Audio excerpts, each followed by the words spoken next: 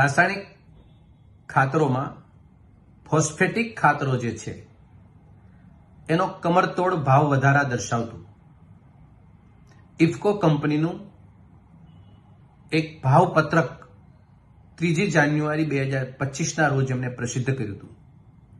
એ મીડિયાની સામે આવ્યું.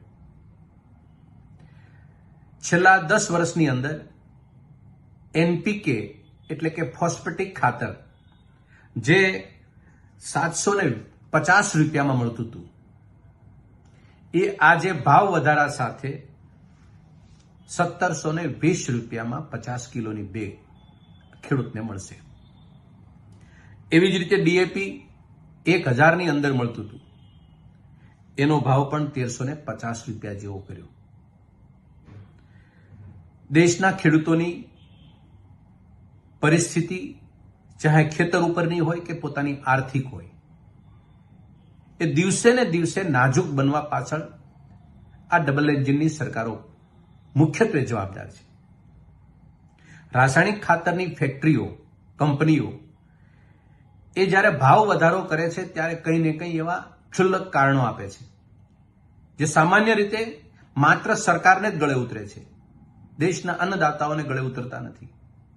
કોઈ વખત યુક્રેનના યુદ્ધને જવાબદાર ઠેરવે છે, કોઈ વખત કોરોના પ્રકોપ અને મહામારીને ઠેરવે છે, તો ક્યારેક કાચા માલની કિંમતનો વધારો એ દર્શાવી અને ભાવ વધારો કરે છે.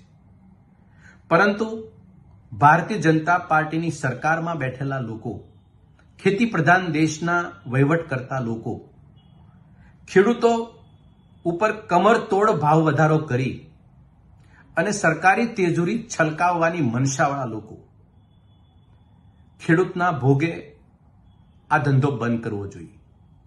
એને સમજાવવું જોઈએ કે રાજ્યનો કે દેશનો ખેડૂત જે ખેતી કરી રહ્યા છે ત્યારે રાસાયણિક ખાતરના ભાવના પ્રશ્નો, રાસાયણિક ખાતરની તંગીના પ્રશ્નો, રાસાયણિક ખાતરની ગુણવત્તાના પ્રશ્નો, રાસાયણિક ખાતર ઉપર પૂર્વ સરકારોએ આપતી સબસિડી બંધ કરી એના પ્રશ્નો, આવા અનેક પ્રશ્નોથી, રાસાયણિક ખાતરના પ્રશ્નોથી આ દેશનો અન્નદાતા પીડાય છે.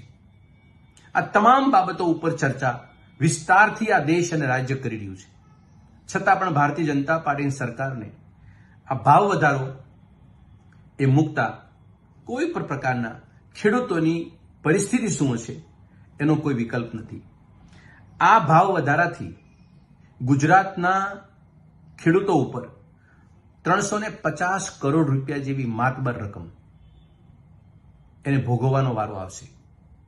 2021ની અંદર જ્યારે આવી જ રીતે ભાવ વધારો થયો ત્યારે અમે આ બાબતની ચર્ચા કરી હતી.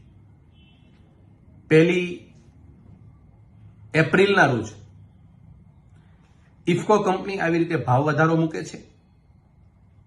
7 તારીખે એનું લિસ્ટ બહાર પડે છે.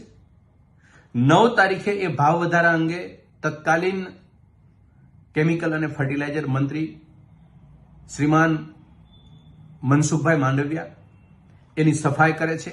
અમારી સરકારની ઉચ્ચ કક્ષાની સમિતિ એ આ કંપનીઓ સાથે ચર્ચા કરી છે અને આ ભાવ વધારો અમે સ્થગિત કરવાનો છે અને જે ભાવ વધારો છે એ જ આ સિઝનની અંદર એ ભાવ વધારો રહેશે.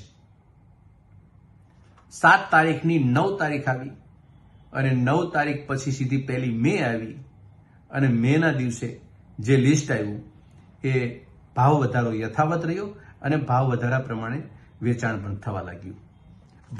ભારતીય જનતા પાર્ટીના આ આગેવાનો ભાવ વધારો તો કરે, પરંતુ કેટલી મનસા મેલી છે, કેટલા ઈરાદાઓ નક્કર નથી, એનો દાખલો આ છે.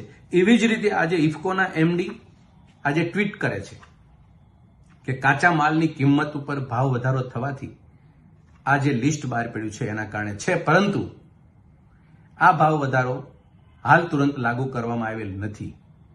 જ્યારે એની સામે માર્કેટિંગ મેનેજર છે એ 3 જાન્યુઆરી 2025ના રોજ એ ભાવ વધારાનું એ લિસ્ટ જાહેર કરે છે. અમારી 3 માંગ: મહેરબાની કરીને ખેડૂતોના ખેતરને ખેડૂત ઉપર, એની કમર ઉપર એને આર્થિક દબોચીને રાજ્યની કે દેશની તિજોરી ન ભરો. બીજી બાબત, રાસાયણિક ખાતર ઉપર સબસિડીનો ભાર જે સરકારને ભોગવવાનો છે ઓર ભોગવે, ખેડૂતોને ઊભો કરે. અને ત્રીજી બાબત, ખાતર છે ને ટેક્સ ફ્રી કરે, એના ઉપર જીએસટી હટાવે.